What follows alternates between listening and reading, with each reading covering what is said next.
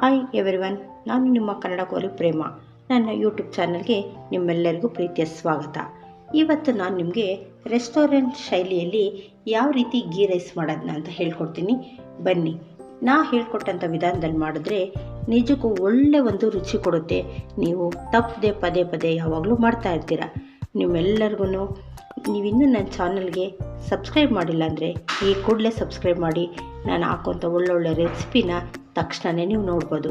ಹಾಗಾಗಿ ಈ ಗೀ ರೈಸ್ ಮಾಡೋದಕ್ಕೆ ಯಾವ್ಯಾವ ಪದಾರ್ಥಗಳನ್ನ ಬೇಕು ಅಂತ ನೋಡ್ತಾ ಹೋಗೋಣ ಬನ್ನಿ.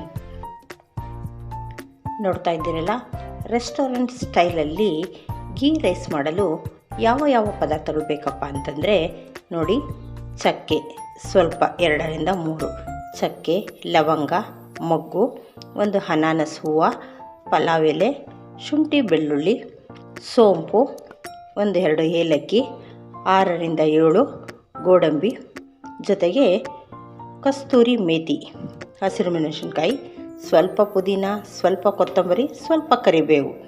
ಇಷ್ಟು ಪದಾರ್ಥಗಳನ್ನ ನಾನು ಮಸಾಲೆಗೆ ಉಪಯೋಗಿಸ್ತಾ ಇದ್ದೀನಿ. ಜೊತೆಗೆ ಒಗ್ಗರಣೆಗೆ 1-2 ಸ್ಪೂನ್ ಎಣ್ಣೆ, 1-4 ಸ್ಪೂನು ತುಪ್ಪ. ಇದರ ಜೊತೆಗೆ ಸ್ವಲ್ಪ ಉದ್ದುದ್ದಾಗಿ ಸ್ಲೈಸ್ ಕಟ್ ಮಾಡಿರೋಂಥ ಈರುಳ್ಳಿ, ಹಸಿ ಬಟಾಣಿ. ನಾವು ಇದನ್ನು ಯಾವ ಪ್ರಮಾಣದಲ್ಲಿ ತೊಗೋಬೇಕಪ್ಪ ಅಂತಂದರೆ, ನಾವು ಎಷ್ಟು ಅಕ್ಕಿ ತೊಗೋತೀವೋ ಅದಕ್ಕೆ ಡಬ್ಬಲ್ಲು ನಾವು ನೀರು ತೊಗೋತೀವಿ. ಆ ನೀರು ತೊಗೊಳೋದ್ರಲ್ಲಿ ಸಂಪೂರ್ಣವಾಗಿ ನೀರನ್ನೇ ಹಾಕಬಾರ್ದು. ಅರ್ಧ ಹಾಲು ಅರ್ಧ ನೀರನ್ನು ಮಿಕ್ಸ್ ಮಾಡಬೇಕು. ನಾನಿವತ್ತು 1 ಗ್ಲಾಸ್ ಅಕ್ಕಿಯನ್ನು ತೊಗೋತಾ ಇದ್ದೀನಿ. 1 ಗ್ಲಾಸ್ ಅಕ್ಕಿಗೆ 2 ಗ್ಲಾಸ್ ನೀರು ಬೇಕು. ಆ 2 ಗ್ಲಾಸ್ ನೀರಲ್ಲಿ 1 ಗ್ಲಾಸ್ ಹಾಲು, 1 ಗ್ಲಾಸ್ ನೀರು ತೊಗೋತಾ ಇದ್ದೀನಿ. ಹಾಗಾದರೆ ಇಷ್ಟೆಲ್ಲ ಪದಾರ್ಥಗಳನ್ನ ಉಪಯೋಗಿಸ್ಕೊಂಡು ಯಾವ ರೀತಿ ಗೀ ರೈಸ್ ಮಾಡೋದು ಅಂತ ನೋಡೋಣ ಬನ್ನಿ.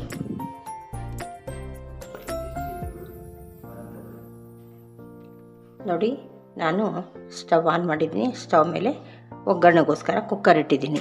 ಈಗ ಇದಕ್ಕೆ 1-2 ಸ್ಪೂನ್ 3 ಸ್ಪೂನ್ ಎಣ್ಣೆಯನ್ನು ಸೇರಿಸ್ತಾ ಇದ್ದೀನಿ.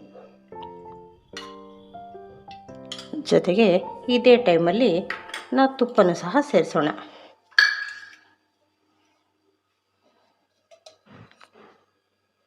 ತುಪ್ಪನೂ ಸಹ 3ರಿಂದ 4 ಸ್ಪೂನ್ ತುಪ್ಪವನ್ನು ಸೇರಿಸೋಣ.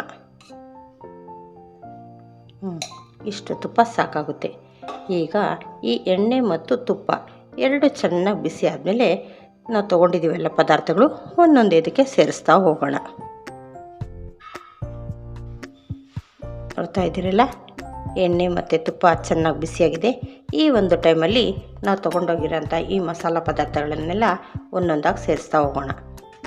ನೋಡಿ, ಚಕ್ಕೆ, ಲವಂಗ, ಅನಾನಸ್, ಮೊಗ್ಗು, ಹೂವು, ಪಲಾವ್ ಎಲೆ, ಶುಂಠಿ ಬೆಳ್ಳುಳ್ಳಿ, ಪ್ರತಿಯೊಂದು ಪದಾರ್ಥಗಳನ್ನ ನಾವೀಗ ಸೇರಿಸೋಣ. ಜೊತೆಗೆ ಕಸ್ತೂರಿ ಮೇಥಿಯನ್ನು ಸಹ ಈ ಒಗ್ಗರಣೆಯಲ್ಲೇ ಸೇರಿಸೋಣ. ಈಗ ಇದಕ್ಕೆಲ್ಲ ಸ್ವಲ್ಪ ಒಂದು ಮಿಕ್ಸ್ ಕೊಟ್ಟು ಚೆನ್ನಾಗಿ ಎಣ್ಣೆಯಲ್ಲಿ ಫ್ರೈ ಮಾಡ್ಕೊಳ್ಳೋಣ. ಏಕೆಂದರೆ ಈ ಪದಾರ್ಥಗಳು ಫ್ಲೇವರ್ ಬಿಡೋದೆ ನಾವು ಎಣ್ಣೆಗೆ ಹಾಕಿದಾಗ.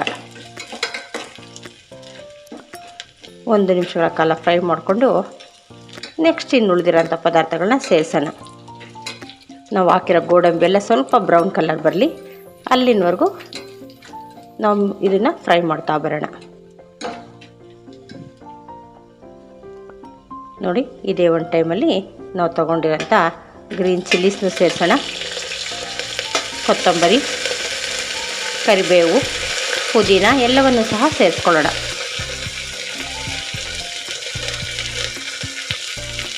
ಮತ್ತು ಇದು ಅಷ್ಟೇ, ಎಣ್ಣೆಯಲ್ಲಿ ಸ್ವಲ್ಪ ಬಾಡಲಿ.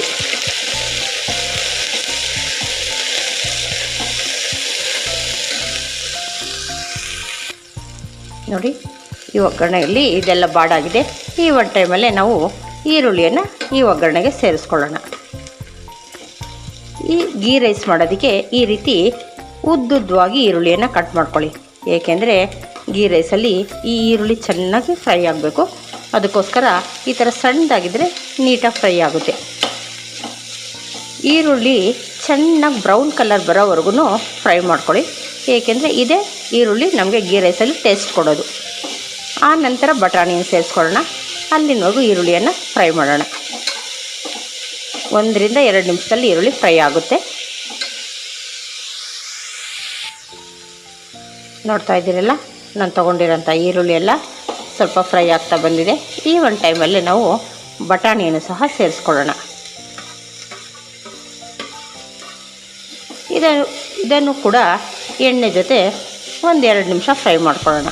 ಹಸಿ ಬಟಾಣಿ ಆದರೂ ಸಹ ಎಣ್ಣೆ ಜೊತೆ ಫ್ರೈ ಮಾಡಿದ್ರೆ ಒಳ್ಳೆ ಟೇಸ್ಟ್ ಕೊಡುತ್ತೆ.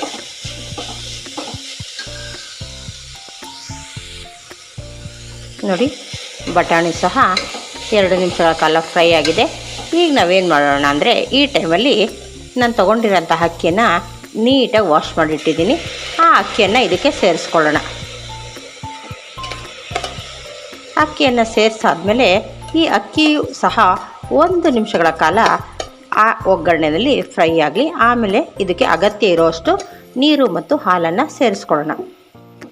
ನೋಡಿ, ಇದನ್ನು ಸಹ ಚೆನ್ನಾಗಿ ಒಳ್ಳೆಯದನ್ನು ಮಿಕ್ಸ್ ಕೊಟ್ಟು 1 ನಿಮಿಷಗಳ ಕಾಲ ಇವೆಲ್ಲ ಮಸಾಲ ಪದಾರ್ಥಗಳ ಜೊತೆ ಫ್ರೈ ಆಗಲಿ. ನೋಡ್ತಾ ಇದ್ದೀರಲ್ಲ, ಈ ರೀತಿ ನೀಟಾಗಿ ಒಂದು ಮಿಕ್ಸ್ ಕೊಡಿ.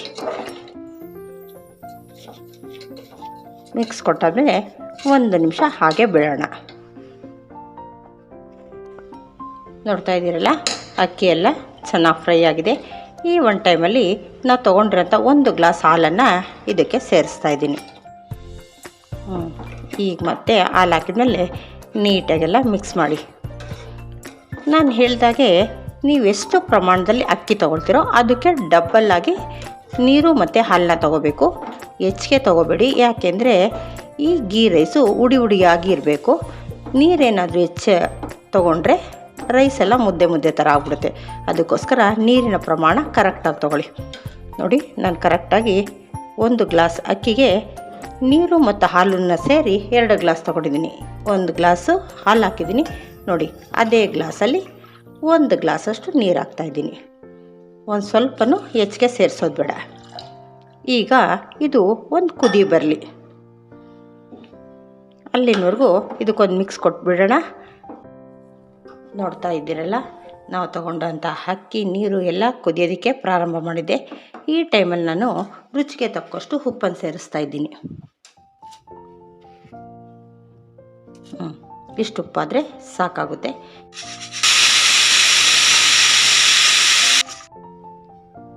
ನೋಡಿ, 2 ವಿಸಿಲ್ ಆಗಿದೆ. ಈಗ ಪ್ರೆಷರ್ ಎಲ್ಲ ಔಟ್ ಆಗಿದೆ. ಈಗ ನಾವು ಕುಕ್ಕರ್ನ ಓಪನ್ ಮಾಡೋಣ.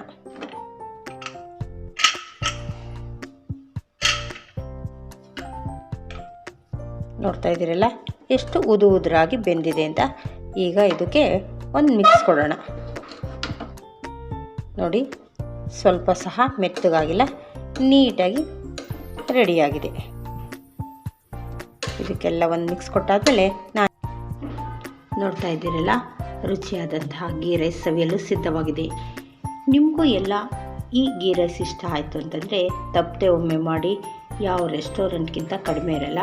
ನಾನು ಹೇಳ್ಕೊಟ್ಟಿದ್ದ ವಿಧಾನದಲ್ಲೇ ನೀವು ಮಾಡಿದ್ರೆ ತುಂಬ ರುಚಿಯಾದಂತಹ ಗೀ ರೈಸು ಸಿದ್ಧವಾಗುತ್ತೆ. ಈ ಒಂದು ಗೀ ರೈಸ್ನ ಕುರ್ಮಾ ಜೊತೆಲಿ ತಿಂದರೆ ಅದ್ರ ರುಚಿ ಇನ್ನೂ ಅದ್ಭುತವಾಗಿರುತ್ತೆ. ಹಾಗಾಗಿ ನಿಮ್ಮೆಲ್ಲರಿಗೂ ಈ ರೆಸಿಪಿ ಇಷ್ಟ ಆದರೆ ಲೈಕ್ ಮಾಡಿ, ಶೇರ್ ಮಾಡಿ, ಸಬ್ಸ್ಕ್ರೈಬ್ ಮಾಡೋದನ್ನ ಮರಿಬೇಡಿ. Thank you.